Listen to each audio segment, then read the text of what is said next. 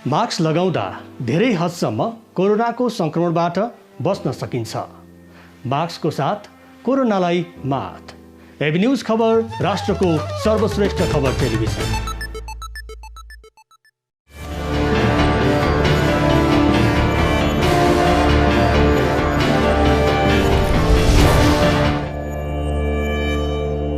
आदरणीय दर्शकवृन्द नमस्कार। कार्यक्रम संवादमा यहाँलाई स्वागत छ। म रोहित दाल।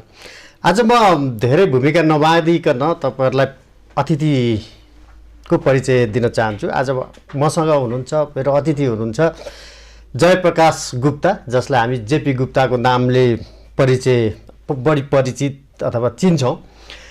उहाँको जुन राजनीतिक इतिहास, उहाँको भूमिका र जुन हामीले बिर्सेका छैनौँ। अब 18-19 वर्ष यतादेखि चाहिँ उहाँ अलि राजनीतिमा निष्क्रिय जस्तो देखिरहनु भएको छ। आज उहाँसँगै नै हामी संवाद गर्नेछौँ र हुनुहुन्छ पूर्व मन्त्री जयप्रकाश प्रसाद गुप्ता। स्वागत छ कार्यक्रममा। धन्यवाद रोहितजी। अब तपाईलाई राजनीतिमा निष्क्रिय हुनुभएको भन्ने कि राजनीतिबाट पलायन हुनुभएको भन्ने?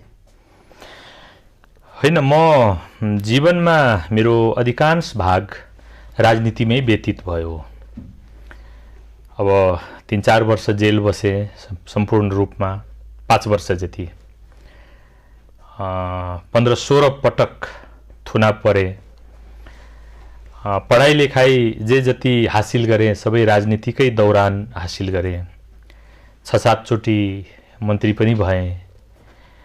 त्यसले गर्दा मैले राजनीतिक बाहेक अन्य कुराहरू धेरै कम सोचे। तर धेरैलाई थाहा छ, तपाईलाई पनि थाहा होला, विगतको समयमा म माथि भ्रष्टाचारको मुद्दा लाग्यो, म जेल परे 59 सालतिर। हजुर। त्यसपछि कानुनमा एउटा नयाँ व्यवस्था भयो। त्यस व्यवस्था अनुसार हामी जस्तो मान्छेहरू न त राजनीतिक दलमा लाग्ने मौका पाए, न चुनाव लड्ने अवसर नै पाए। राजनीतिमा लाग्ने, राजनीतिक पार्टीको पदाधिकारी हुने, चुनाव लड्ने, यी कुराहरू चिरन्तर कालको लागि प्रतिबन्धित भयो। त्यसपछि मेरो अब अध्ययन, राजनीतिक विश्लेषण र पार्टी बाहेक अन्य सामाजिक राजनीतिक क्षेत्रमा म कार्यरत छु। तर मूलधारको राजनीति भनेर जसलाई हामी चिन्दछौँ, जान्दछौँ, त्यहाँ म छैन। त्यसले गर्दा अब म राजनीतिमा छु पनि, राजनीतिमा छैन पनि। मानिसहरूले अलिकति जान्न चाहेको चाहिँ कानुनी रूपमा राजकीय पदमा पुग्नका लागि कानुनले प्रतिबन्ध लगाए, तर दलगत राजनीतिमा त त्यस्तो प्रतिबन्ध छैन। फेरि तपाईँ दलीय राजनीति त गर्न सक्नुहुन्थ्यो। यसो छ, हामी माथि मुद्दा चल्दाको बखतमा एउटा निर्वाचन प्रतिबन्धित थियो। 6 वर्ष निर्वाचनमा भाग लिन नपाउने भनेपछि एउटा निर्वाचनमा भाग लिन नपाउने स्थिति हुन्थ्यो। संसारभरि लगभग यस्तै चलन छ। दुनियाँका धेरै प्रजातान्त्रिक मुलुकहरूमा जहाँ चाहिँ 2 वर्षभन्दा कम समयको सजाय तोकिएको हुन्छ, कारावासको सजाय तोकिएको हुन्छ, त्यहाँ चाहिँ यस्ता खालका प्रतिबन्धात्मक व्यवस्थाहरू संसारमा कतै पनि छैन। म त सायद संसारमै भन्छु, कतै छैन। तर पछि जुन पछिल्लो संसदको निर्वाचन भयो, त्यसमा चाहिँ संसदले एउटा नयाँ कानुनमा संशोधन गरे, निर्वाचन सम्बन्धी कानुनमा। त्यस कानुनको आधारमा केही मुद्दाहरूलाई, त्यसमा सजाय पाएका मानिसहरूलाई राजनीतिक दलको सदस्य हुन प्रतिबन्ध गर्यो, निर्वाचनमा भाग लिनको लागि प्रतिबन्ध गर्यो। राजनीतिक दलको अब सदस्य नै हुन नपाएपछि राजनीतिक दलको पदाधिकारी पनि हुन पाएन। भन्दाखेरि सारमा भन्ने हो भनेदेखि वैध रूपमा एउटा मान्यता पाएर राजनीति गर्ने अवस्था रहेन। त्यसपछि मैले अब कुनै पार्टीतिर लाग्न उचित सम्झिन।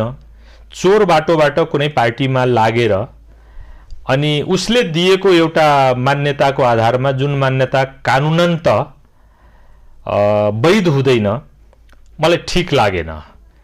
र अब यत्रो वर्ष राजनीति गरे, अब नियतिले यही पुर्याएपछि अब अन्य रूपबाट आफूलाई सक्रिय राख्ने, अन्य रूपबाट आफूलाई तरोताजा राख्ने दिशामै म लागेको छु। अब हामीले पत्रकारिता सुरु गर्दाखेरि पनि तपाईँको नाम हामीले बारम्बार अब सुन्ने, चिन्ने, लिने गर्थ्यौँ।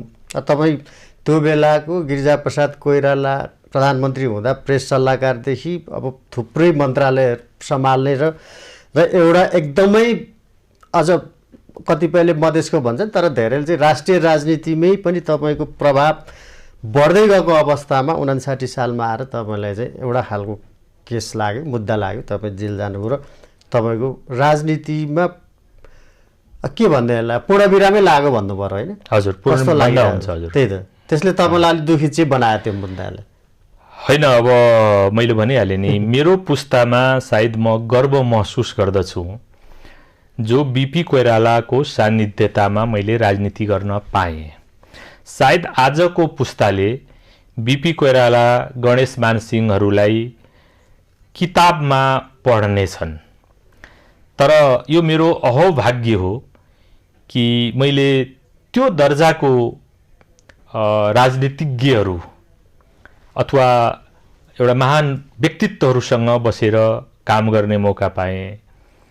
श्रद्धेय कृष्ण प्रसाद भट्टराईसँग, गिरिजाप्रसाद कोइरालासँग, र बडो कम उमेरमा त्यो बेलाको नेपाली काङ्ग्रेसमा, आजको नेपाली काङ्ग्रेसको कुरा गर्दिनँ, सायद जतिखेर म नेपाली काङ्ग्रेसको केन्द्रीय सदस्य थिएँ त्यतिखेर आज नेपाली काङ्ग्रेसको राजनीतिमा बडो महत्त्वपूर्ण स्थान बनाउने धेरै मानिसहरू केन्द्रीय समितिमा हुनुहुन्न थियो।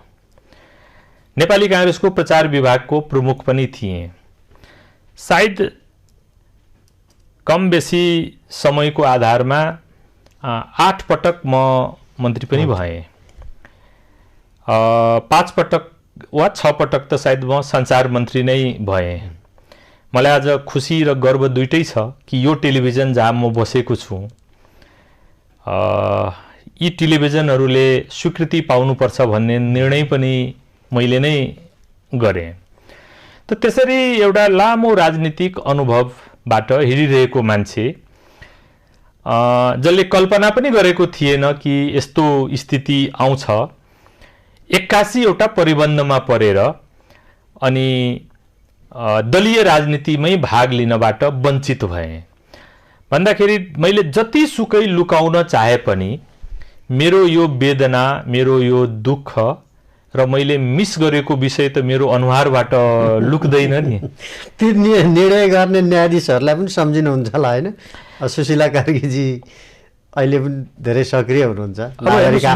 म त्यसमा त अब धेरै जान चाहन्न, तर यति मात्रै भन्न चाहन्छु कि भ्रष्टाचारको मुद्दामा 22 वटा 20 वटा शीर्षकहरू छ।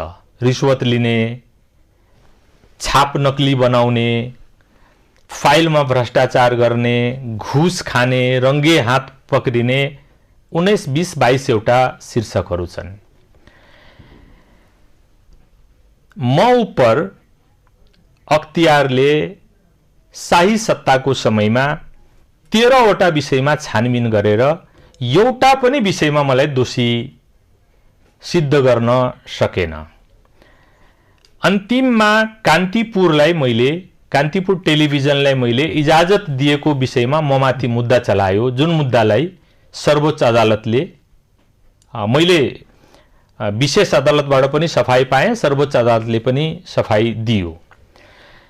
तर म उपर लगाइएका मुद्दाहरू, शाही सत्ताको समयमा म उपर लगाइएका मुद्दाहरू स्थापित हुन नसक्ने देखेपछि यो चाहिँ एउटा ब्रह्मास्त्र भन्छन् सम्पत्तिको मुद्दा ममाथि लगाइयो र विशेष अदालतले सबै मेरो आय व्ययको हिसाब गर्दाखेरि 10 लाख रुपियाँ मेरो पैतृक आमदनीको मैले प्रमाण दिन सकिनँ। 10 लाख रुपियाँ। तैपनि विशेष अदालतले त्यतिखेरको व्यवस्थामा कुनै पनि व्यक्ति आफ्नो पैतृक सम्पत्तिको यत्रो ठुलो हिसाब किताब राख्न सक्दैन भनेर मलाई सफाई दियो र मै जस्तो धेरै मान्छेले सफाई पाए। अहिलेकै प्रधान न्यायाधीश त्यतिखेर हुनुहुन्थ्यो होइन? विशेष हजुर उहाँ नै विशेष अदालतको एकजना न्यायाधीश हुनुहुन्थ्यो। अनि मै जस्तो धेरै मानिसहरू सफाई पाए। त्यसपछि मेरो मुद्दा सर्वोच्च अदालतमा गयो। सुशीला कार्कीजी जोसँग मेरो धेरै राजनीतिक उल्झन पनि थियो, वास्तवमा उहाँले मेरो मुद्दा हेर्नु पनि हुन्न थियो, हेर्नु हुँदैन थियो, तर उहाँले मुद्दा हेर्नुभयो र मलाई मुद्दामा विशेष अदालतको फैसलाले उहाँले उल्ट्याइदिनु भयो। उल्ट्याउनुको एकमात्र आधार उहाँले के लिनुभयो भने विशेष अदालतले मेरो जुन सम्पत्तिको मूल्याङ्कन गरेको थियो उहाँले त्यो मूल्याङ्कनलाई घटाइदिनु भयो र म दोषी भएँ र म जेल परेँ। जेल परेपछि मैले सर्वोच्च अदालतमा पुनरावलोकनको लागि निवेदन दिएँ। सर्वोच्च अदालतले मेरो पुनरावलोकनलाई स्वीकार गर्यो, निस्सा दियो र निस्सा दिँदाखेरि 3 जना सर्वोच्च अदालतका न्यायाधीशले मलाई निस्सा दिँदै भने कि मेरो फैसलामा कानुनी त्रुटिहरू भएको छ र कानुनी आधारहरूलाई मानिएको छैन।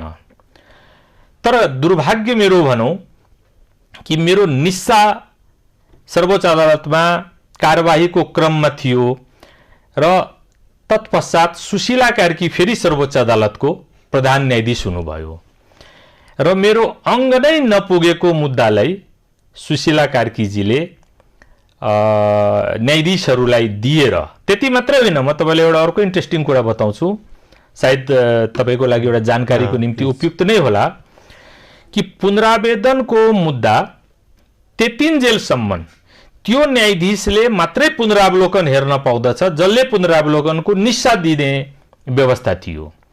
तर सुशीला कार्की प्रधान न्यायाधीश हुनुभएपछि उहाँले जुन न्यायाधीशहरू मलाई पुनरावलोकनको लागि निस्सा दिनुभएको थियो न्याय परिषदबाट नियमावलीमा संशोधन गरेर पुनरावलोकन दिने न्यायाधीशको ठाउँमा अरू न्यायाधीशको बेन्च खडा गरेर पनि मुद्दा हेर्ने व्यवस्था उहाँले बनाउनु भयो। पहिले उहाँले यो तयारी गर्नुभयो र उहाँ प्रधान न्यायाधीश हुँदैको बखतमा उहाँले बेन्च तोकेर 1 घण्टाको छलफलबाट मेरो निस्सालाई उहाँले निरस्त गरिदिनु भयो, निस्सालाई उहाँले खारिज गरिदिनु भयो।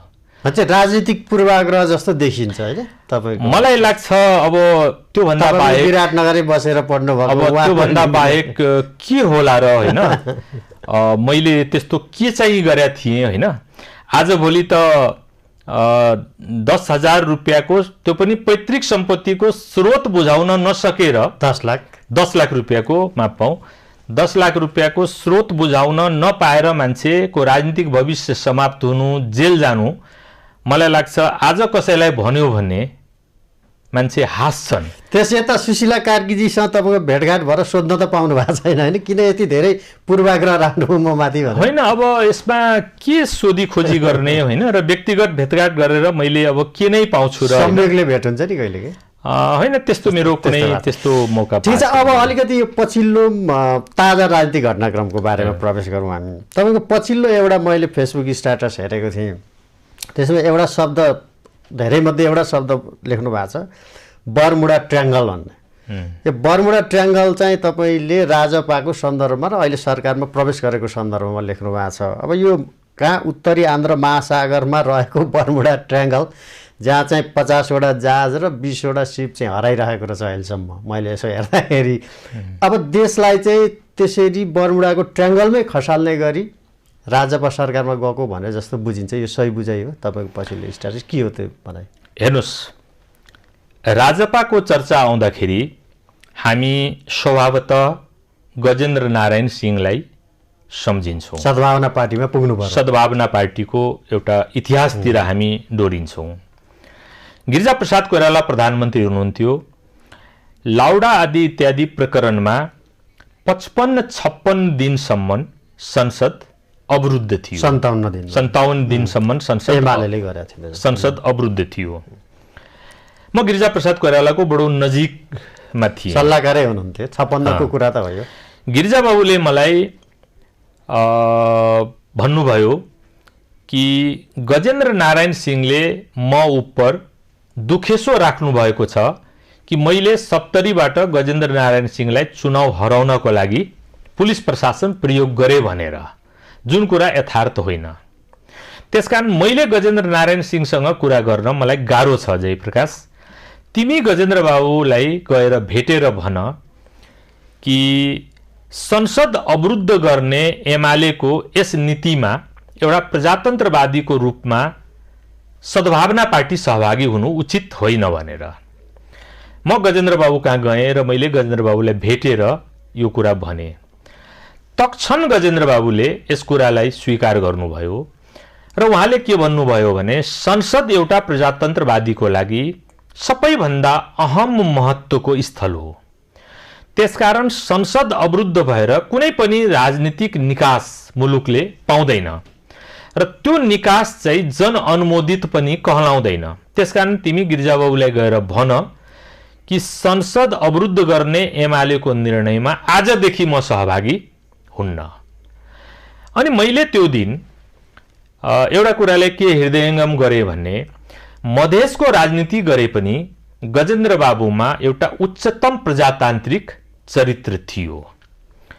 यसपालि जब प्रधानमन्त्री केपी शर्मा ओलीले संसदलाई नै विघटन गर्ने कुरा गर्नुभयो, अनि मैले अहिलेको जसपाका ठुला नेताहरूलाई मैले अनुरोध गरेँ कि एउटा यो डेमोक्रेटिक क्रेडेन्सियल जसपाको छ, मधेस केन्द्रित पार्टी हो, अधिकांश मानिसहरू प्रजातान्त्रिक आचरणका छन्।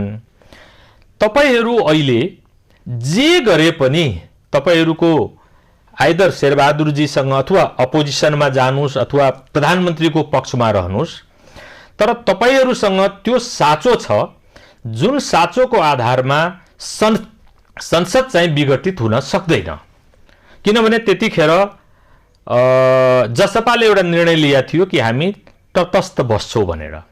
मैले भने तटस्थ नबस्नुस्, किनभने तपाईको दुवै हातमा एउटा यस्तो शक्ति छ कि तपाईँ अपोजिसनतिर जानुभयो खुलेर भन्दाखेरि त्यहाँनिर मेजोरिटी हुन्छ, अपोजिसनको बहुमत हुन्छ संसदमा र बहुमत हुँदाहुँदै संसद विघटन गर्न पाइँदैन। अथवा तपाईँ तटस्थ नबसेर केपी शर्मा ओलीलाई नै समर्थन गरिदिनु भयो उहाँले शर्त राखेर, अथवा तपाईँले युनिल्याटरल एकपक्षीय रूपमा यदि डिक्लेयर गरिदिनु भयो कि हाम्रो समर्थन केपी शर्मा ओलीलाई छ भनेपछि उहाँतिर बहुमत पुग्छ र उहाँ बहुमत हुँदाहुँदै उहाँ पनि सर्वोच्च अदालतका पूर्व नजिरहरूको आधारमा उहाँले पनि संसद विघटन गर्न सक्नुहुन्छ। यो चाहिँ केपी ओलीले वैशाख 27 गते विश्वासको मत लिँदै गर्दाको अगाडिको कन्भर्सेसन। हजुर, अनि मैले भने यत्रो तपाईलाई एउटा डेमोक्रेटिक फोर्स मधेस केन्द्रित पार्टी जोसँग यत्रो अजस्र शक्ति छ जसले चाहिँ संसदको विघटनलाई रोक्न सक्दछ, त्यसले जान तटस्थ बस्ने गलत निर्णय लिनु हुँदैन। किनभने तपाईँ तटस्थ बस्दाखेरि सिधा यसको परिणाम भनेको संसदको विघटन हुन्छ। भन्दाखेरि जो कम संख्यामा छ 30 जनाको 32 जनाको संख्यामा छ, जसको शक्ति नै पार्लियामेन्ट हो, जसको राजनीतिक उद्देश्यका लागि कतिपय कानुनहरू विधेयकको रूपमा तपाईलाई संसदमा छ, जस्तो नागरिकता सम्बन्धी कानुन, त्यसले संसद जसको ठुलो हतियार हो उसले यो हतियार बिसाउने काम गर्नु हुँदैन भनेर मैले भनेको थिएँ। र मैले त यतिसम्म भने कि यदि म आज तपाईहरूको ठाउँमा भएको भए म कदापि पनि यो चीज हुन दिन्न थिएँ। ठीक छ, संसद रहोस् अनि बाँकी जे हुनु छ होस्, तर उहाँहरूले त्यो कुरालाई मान्नु भएन। विशेषतः महन्त ठाकुर र राजेन्द्र महतो पक्षले मान्नु भएन। अनि मैले के भने भनेदेखि मैले प्रतीकात्मक रूपमा यहाँले उल्लेख गर्नुभएको बर्मुडा ट्रायंगलको कुरा गरेँ कि यस्तो ठाउँमा तपाईले प्रजातन्त्रको जहाजलाई पुर्याइदिनु भयो जहाँबाट जहाज लुप्त हुन्छ।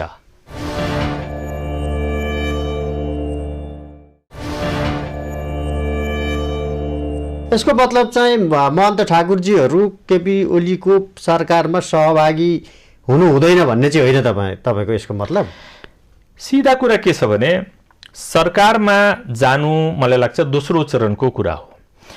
म जिज्ञासावश हजुर मार्फत कुरा राख्न चाहन्छु कि ल भनौँ हामीले चर्चा गरेको परिस्थितिमा यदि जसपाले अथवा जसपाभित्रका राजेन्द्र महतोजीहरूले हैन महन्तजीहरूले तटस्थ नबसिकन प्रधानमन्त्रीलाई नै समर्थन गरिदिनु भएको भए, उहाँलाई नै विश्वासको मत दिदिया भए प्रधानमन्त्रीको बहुमत पुग्थ्यो। संसदमा बहुमत पुग्दा पुग्दै प्रधानमन्त्रीले संसद विघटनको अधिकार पाउनुहुन्न थियो। तर त्यतिखेर एमालेकै 23 जना सांसदहरू चाहिँ अनुपस्थित भएपछि त नपुग्ने जस्तो देखिन्छ। मलाई लाग्छ त्यसलाई पनि उहाँहरूको तटस्थताले हौस्याएको हो के, किनभने उहाँ पोलिटिक्समा किङ पिन भन्छ नि, अर्थात् धुरीमा घुमिरहेको गाडीलाई पाङ्ग्रालाई केहीले रोकेको हुन्छ के। बीपी कोइराला भन्नुहुन्थ्यो कि हामी अल्टरनेटमा छौँ, पञ्चायतको खिलाफमा हामी विकल्पमा छौँ, त्यसकारण हामी किङ पिन पनि हौँ। किङ पिन भनेको राजाले लिएर भने होइन कि धुरीमा रहेको चक्का पाङ्ग्रालाई निस्किन नदिनको लागि एउटा सानो पिनले पनि रोक्छ। त्यसकारण डेमोक्रेसीमा मलाई के लाग्छ भने पार्टीहरूले जो पार्टी संसदमा विश्वास गर्दछ त्यसले किङ पिनको आफ्नो भूमिकालाई कहिले पनि गुमाउनु हुँदैन। अब यसलाई अर्को तरिकाले भन्दाखेरि जस्तै अहिले सरकारमा जुन सहभागिता देखियो अहिलेसम्मकै अथवा नेपालको राजनीतिक इतिहासमा सबैभन्दा धेरै मन्त्रीमण्डलमा मधेसी नेताहरूको सहभागिता, एकै प्रदेशबाट 10 जना 2 उपप्रधानमन्त्री सहित मागहरू पनि केही सम्बोधन भएको, केही सम्बोधन हुने क्रममा रहेका भनेपछि यसलाई आधार मान्दाखेरि चाहिँ उहाँहरूको राजनीतिक जित भएको भन्ने कतिपयको भनाइ छ नि, यसमा तपाईँको केही प्रतिक्रिया हुन्छ? अब म त के भन्छु भने यो मर्ने बेलाको हरियो काँक्रो हो यो, हैन? तपाईँले अहिले 12-14 जना भन्नुभयो, त्यति मात्रै होइन। मधेसी पार्टीका मानिस अहिले 12-14 जना त सङ्घीय सरकारमा मन्त्री छ, विभिन्न पार्टीबाट 10 जना चाहिँ भने मैले जसपाबाट, 10 जना त जसपाबाटै छ, 11 जना। त्यसपछि 10-11 जना तपाईँको 2 नम्बर प्रदेशमा छ। अस्ति एकजनाले अलिकति हस्यौलीमा सामाजिक सञ्जालमा लेखेका पनि थिए कि घर घरमा मन्त्री छ भन्ने जस्तो। यो चाहिँ जसपाले आफ्नो शक्तिको आधारमा यो हैसियत पाएको होइन, यो परिस्थितिको अनुचित लाभ लिएको हो। यो मलाई लाग्छ त्यो लाभ चाहिँ प्रधान केपी ओलीलाई भयो कि महन्त ठाकुरजीहरूले लिए त? त्यो होइन, यसको अन्तत्वगत्वा यसको फाइदा केपी ओलीजीले पाउनुहुन्छ। म यस कारणले भन्दछु यो कुरा कि उहाँहरू निमित्त मात्रै हो। अहिले सर्वोच्च अदालतमा मुद्दा विचाराधीन छ। यदि सर्वोच्च अदालतले प्रधानमन्त्रीको निर्णय, संसद विघटनको निर्णयलाई इन्डोर्स गरिदियो भन्ने तपाईँ हेर्नुहोला केपी शर्मा ओलीजीको मन्त्रीमण्डलमा उहाँहरूको कुनै साख र अर्थ रहँदैन। अझ त्योभन्दा अगाडि त मन्त्री परिषद विस्तार सम्बन्धी मुद्दै पनि छ। तर म चाहिँ त्यो मुद्दामा नगइकन यदि प्राइम मिनिस्टरको पार्लियामेन्ट डिजुलेसनको डिसिजन जुन छ, विघटनको निर्णयलाई यदि अदालतले इन्डोर्स गरिदियो भन्ने, त्यसपछि देश अब चुनाव हुने नहुने आफ्नो ठाउँमा छ, तर त्यसपछि उहाँहरूको कुनै राजनीतिक मुद्दाको कुनै पनि अर्थ रहँदैन, जसलाई अहिले तपाईँ भन्दै हुनुहुन्छ। तर यदि पार्लियामेन्ट रेस्टोर भयो भन्ने, तैपनि उहाँहरूको यो पोजिसनको कुनै अर्थ रहँदैन, यो शक्तिको कुनै अर्थ रहँदैन।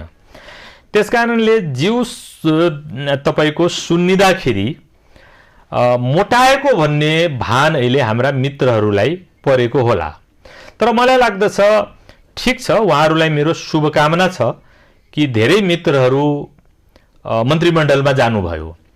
तर हामीले गहनतापूर्वक हेर्नु पर्दछ कि उहाँहरूको यो बृहत संख्याको भौतिक उपस्थितिले मधेसको सवालहरूमा कुनै तात्विक अन्तर पार्नेवाला छैन।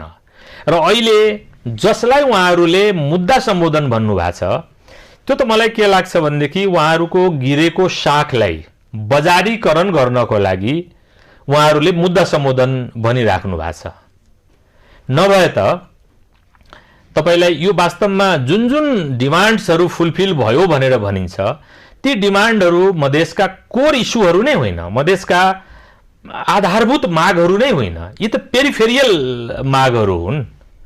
अब यसलाई बजारीकरण गर्नको लागि आफूले आफ्नै टाउकोमा हात राखेर क्या बात कहलाउनको लागि उहाँहरूले यो यसलाई चर्चामा ल्याउनु भएको छ। अब तपाईँ अथवा जेपी गुप्ताको चाहिँ जो राजनीतिक पृष्ठभूमि कांग्रेस, अब अहिले तपाईँको कति छ त्योसँग अब अहिले एकछिनमा चर्चा गर्न समय नै आयो भने त्यसकारण पनि तपाईँ अहिले केपी ओलीसँग राजपाको एउटा समूह जाँदाखेरि असन्तुष्ट हुनुहुन्छ। बरु त्यो समूहले सिङ्गै समूहले चाहिँ शेरबहादुर देउवाजीलाई सहयोग गरेको भए हुन्थ्यो भन्ने जस्तो हो भन्न म अघि नै भने कि राजपाको किङ पिनको भूमिका थियो। ऊ आफ्नो ठाउँबाट नखुस्केको भए, आफ्नो ठाउँ नछोडेको भए उनले पार्लियामेन्टलाई जोगाएर राख्न सक्दथ्यो अनि आफै देशको नेतृत्व गर्न सक्ने अवस्था पनि हुन्थ्यो। त्यो पनि हुन सक्थ्यो, किनभने मार्जिन अब त्यो स्वाभाविक वा अस्वाभाविक जे होस् तर एउटा डिबेट त थियो कि महन्त ठाकुर प्रधानमन्त्री प्रस्ताव त कहीँ कहाँबाट आइ पनि सकेको थियो। महन्त ठाकुरलाई प्रधानमन्त्री प्रस्तावित गर्नुपर्छ भन्ने कुरा उपेन्द्रजी कांग्रेस भित्रैबाट शेखर कोइरालाहरूले बोलिराख्नु भएको थियो। महन्तजी शेरबहादुरजी कहाँ कुरा गर्न जाँदाखेरि प्रधानमन्त्री माग्नु भएन। उहाँले शेरबहादुरजीसँग कुरा गर्न जाँदाखेरि केपी शर्मा ओलीप्रतिको लोयलिटी देखाउनुहुन्थ्यो।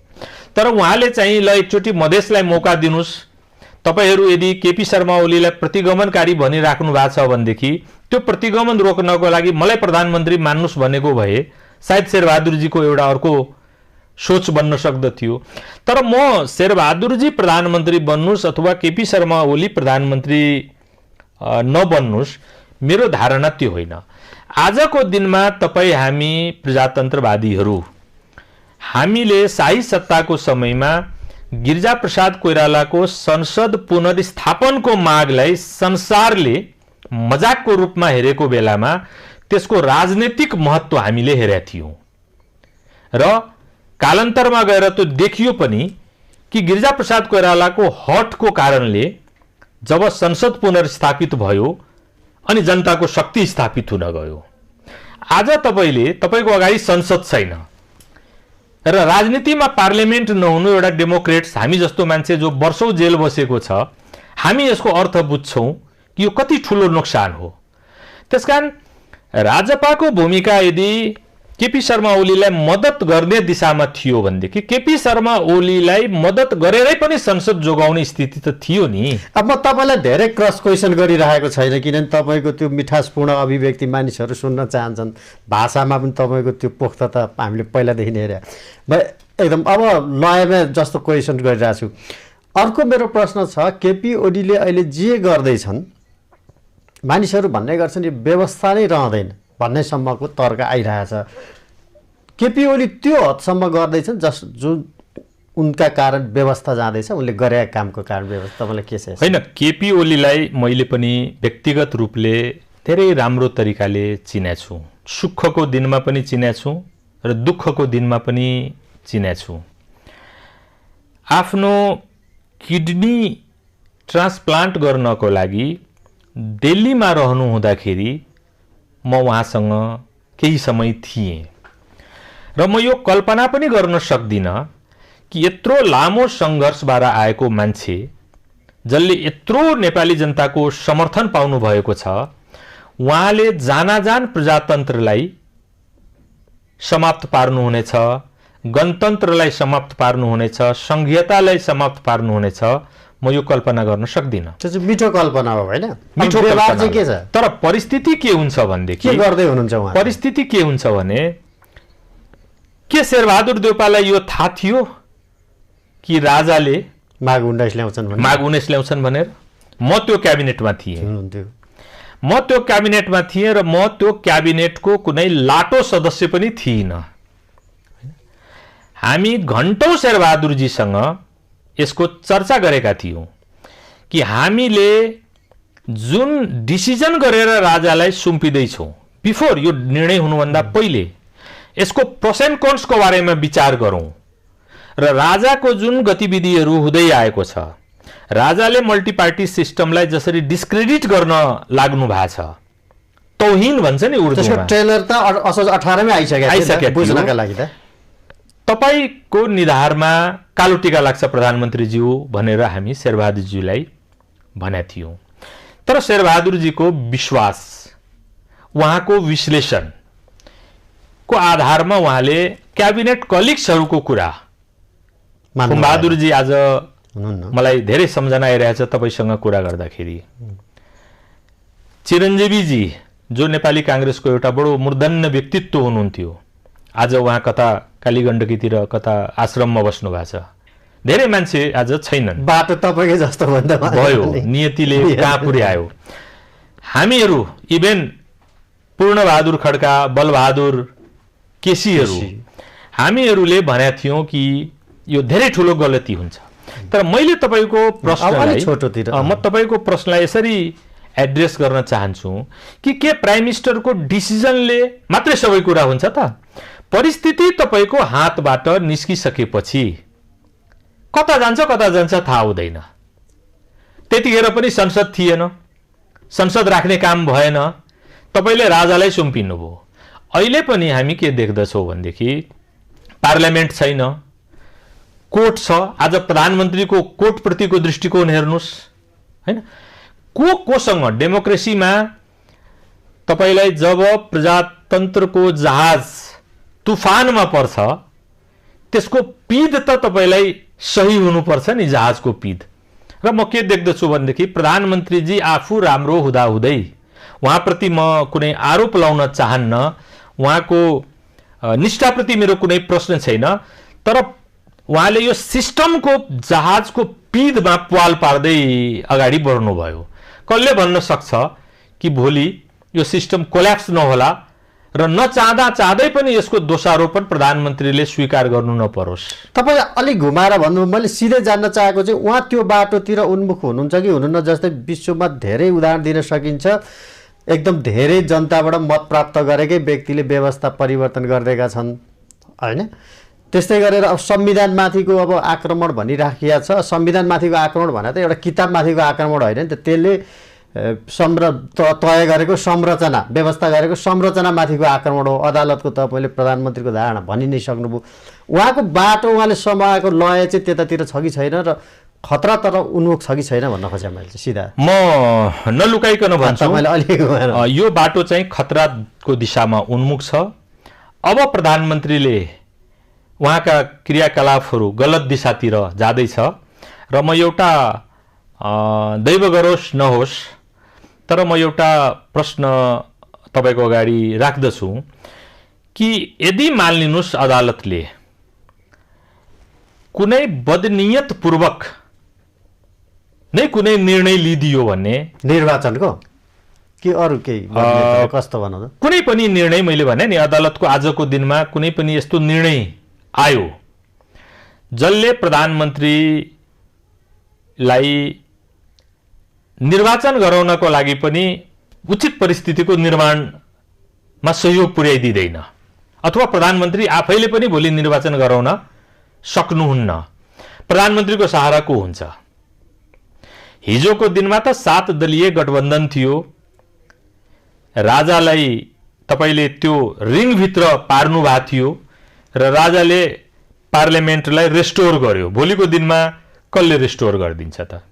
त्यसकारण मलाई लाग्दछ प्रधानमन्त्री बेसहारा हुँदै जानु भएको छ, संवैधानिक रूपमा उहाँ बेसहारा हुँदै जानु भएको छ र उहाँको बाटो आजको दिनमा ठिक जस्तो मलाई लाग्छ। अलिकति राष्ट्रपति पनि जोडौँ न, राष्ट्रपति उहाँको सहारा हो भन्न मिल्छ? टेक्ने लौरो जस्तो देखिन्छ नि त। राष्ट्रपति राजा होइन। तपाईको चाहिँ के छ त्यसो प्रतिक्रिया? होइन, ठिक छ, उहाँको भूमिका राष्ट्रपति राजा होइन। राजाले परम्पराको नाममा, आफ्नो दैवी अधिकारको नाममा र आफूमा निहित सार्वभौम सत्ताको नाममा पनि कतिपय एक्स्ट्रा कन्स्टिट्युसनल डिसिजनहरू लिएको छ। जस्तो संसदको पुनर्स्थापन पनि तपाईलाई संविधानभित्रको व्यवस्था होइन, पूर्णतः राजनीतिक भयो त्यो हैन, पूर्णतः राजनीतिक। र त्यसको लागि उसले आफ्नो परम्परालाई, आफ्नो दैवी शक्तिलाई र आफूमा निहित सार्वभौम सत्तालाई आधार बनायो। के भोलिको दिनमा महामहिम विद्या भण्डारीजीलाई त्यो अवसर प्राप्त हुन्छ त? हुँदैन। उहाँ त पिपुल्स प्रेसिडेन्ट हो नि। त्यसकारणले उहाँले यदि उहाँ समेत संलग्न भएर परिस्थितिलाई ठुलो भड्खालोमा हुल्दिनु भयो भने उहाँ आफ्नै रेस्क्युको लागि त्यान्द्रो पाउनुहुन्न भोलिको दिनमा। मेरो भनाइ त्यहाँ छ। अब यो एमाले भित्रको विवादमा तपाईँको धेरै चासो छ कि छैन अलिकति जान्न चाहेको मैले चाहिँ। अहिले जसरी गइरहेछ नि, अब 2/3 प्रधानमन्त्री यहाँ आइसक्नुभयो, अब अल्पमत विश्वासको मत पनि लिन नसक्ने अवस्थामा अब अल्पमतमा ठुलो दल पनि हुने अवस्था देखिँदैन। यो विवादलाई तपाईँले निकास एमाले एक रहिरहन्छ भन्ने तपाईँको विश्लेषण छ कि? अब छैन, एमाले त भावनात्मक रूपमा तपाईँलाई विखण्डित भइसकेको छ। तर हामी चाहिँ बडो दुःख पाएका छौँ दलहरू टुट्दाको अवस्थामा, विखण्डन हुँदाको अवस्थामा। म त अद्यावधि चाहन्न कि एमाले विखण्डित होस्, म चाहन्न। बरु म प्रधानमन्त्रीजीको बारेमा तपाईलाई एउटा कुरा निवेदन गर्न चाहन्छु कि यो प्रधानमन्त्रीले जसरी आफ्नो शक्ति प्रयोग गरिराख्नु भएको छ, जसरी गट्सको साथ उहाँले निर्णयहरू लिइराख्नु भएको छ, दुरुपयोग हो कि प्रयोग भइरहनु भएको छ शक्तिको? होइन, अब यसलाई दुरुपयोग र प्रयोगमा भन्दा पनि द वे ही एसर्ट, मैले भन्न खोजेँ कि जसरी उहाँ चाहिँ निर्णय लिनु भएको छ, हामी कल्पना गरौँ कि धेरै लामो समयसम्म धेरै प्रधानमन्त्रीहरूको निर्णयहीनता हामीले देखेका छौँ नि। यदि प्रधानमन्त्रीले पोजिटिभली यो निर्णयहरू लिदिनु भएको भए हैन, यो देशमा हरेक चौराहामा केपी शर्मा ओलीको स्ट्याचु बन्नेवाला थियो। किनभने उहाँले त धेरै कुरा देखाइराख्नु भएको छ नि, अवसर पनि थियो उहाँलाई। उहाँभन्दा बढ्ता अवसर त मलाई लाग्छ कसलाई प्राप्त भएको होला र? देशले एउटा जङ्गबहादुर खोजेको छ। जङ्गबहादुर खोजेको भन्दाखेरि तानाशाह खोजेको होइन, लोकतान्त्रिक जङ्गबहादुर, एउटा शक्तिशाली प्रधानमन्त्री खोजेको छ। र उहाँ जसरी काम गरिराख्नु भएको छ, जसरी उहाँ पेलेर गइराख्नु भएको छ, यदि उहाँले नियमको आधारमा, संविधानको आधारमा आफ्नो पार्टीलाई एक राखेर अगाडि बढ्न सक्नु भएको भए मलाई लाग्छ देशको लागि धेरै ठुलो अवसर हुने थियो। र म त चाहन्छु प्रधानमन्त्रीले अद्यावधि त्यो अवसरको प्रयोग गर्नुहोस्, आफ्नो पार्टी मिलाउनुहोस्। शेरबहादुरजीलाई म सत्ता लोलो पहिले भन्दिनँ, किनभनेदेखि शेरबहादुरजी म प्राइम मिनिस्टर डिजर्भ गर्छु भनेर भनिराख्नु भएको छैन। उहाँ त अस्तिसम्म दाबै गरिराख्नु भएको थिएन। विपक्षीहरू बरु दिनरात उहाँलाई लान्छना लगाइरहेका थिए कि कस्तो प्रतिपक्ष जसले सत्ताको दावा गर्दैन, बाध्यताको उपज भयो भन्दाखेरि शेरबहादुरजीलाई लोभी भन्न उचित छैन। बरु प्रधानमन्त्री सक्नुहुन्छ भने उहाँले आफ्नो पार्टीमा कम्प्रोमाइज गरेर एउटा निकास दिनुभयो भने मलाई लाग्छ त्यो सर्वाधिक उचित हुनेछ। म एकदमै अब अन्तिममै छु, सकिने सकेको समय। अब यो तोकिएको मितिमा निर्वाचन गराउने अथवा हुने दुईटै छ हुन्छ नि देशमा, त सम्भावना कति छ भन्दा तपाईँले तोकिएको समय निर्वाचन हुँदैन भन्दै नै रहेको भयो, त्यही होइन तपाईँको भनाइ? म त भन्दछु प्रधानमन्त्रीले यदि संसद विघटनको आफ्नो निर्णयलाई सर्वोच्च अदालतबाट इन्डोर्समेन्ट पाउनुभयो भने पनि उहाँले जुन मिति तोक्नु भएको छ त्यो मितिमा चुनाव हुन सक्दैन। एकदमै अब अन्तिममा आगामी दिनमा चाहिँ नेपालको राजनीति कसरी अगाडि बढ्ला? अलिक त्यस्तै देखिन्छ नि। अब हेर्नुहोस्, एउटा फेरि पनि यदि निर्वाचन भयो भने तोकिएको मितिमा नभएर अलिकति पर सर्यो भने हुन्छ नै। अब निर्वाचन त अब हुन्छ, 1.5 वर्षभित्र त गर्नै पर्यो। मलाई लाग्छ देश एउटा नयाँ पोलराइजेसनमा जान्छ र एउटा पोलराइजेसन हुन्छ जहाँ मधेसी पार्टीहरूको पनि एउटा खेमा, लेफ्ट पनि एउटा खेमा र डेमोक्रेटहरू नेपाली काङ्ग्रेसको एउटा खेमा एक ठाउँमा रहन्छ र केपी शर्मा ओलीजीको नेतृत्वमा रहेको फोर्स एक ठाउँमा रहन्छ। तर मलाई लाग्छ परिस्थितिले केपी शर्मा ओलीजीलाई त्यो सबै राम्रो गरेर आउनु भएको छ भन्ने जस निर्वाचनमा उहाँलाई प्राप्त हुँदैन र अन्ततः देश डेमोक्रेटाइज त हुन्छ तर जुन मूल्य चुकाएर देशमा प्रजातान्त्रिकरणको अभ्यास सुरु हुन्छ त्यो बडो भयावह हुन्छ देशले धेरै ठुलो नोक्सानी यसको मतलब लोकतन्त्रले चाहिँ हार्दैछ नै अहिले हैन लोकतन्त्रले हार्दैछ देश हार्दैछ मानिसको जीवन नष्ट भइरहेको छ यो यसभन्दा अगाडिको 51 सालमा गिरिजाउले गराउनु भएको जस्तो चुनाव होइन नि अथवा संविधान सभाको निर्वाचन जस्तो होइन नि अहिले परिस्थिति हामी इन्डियाको हेरौँ न आज भारतको प्रधानमन्त्रीको के दशा हुँदैछ दलहरूको हातबाट यो शासन व्यवस्था फुत्केर अन्त कहीँ पुग्ने तत्काल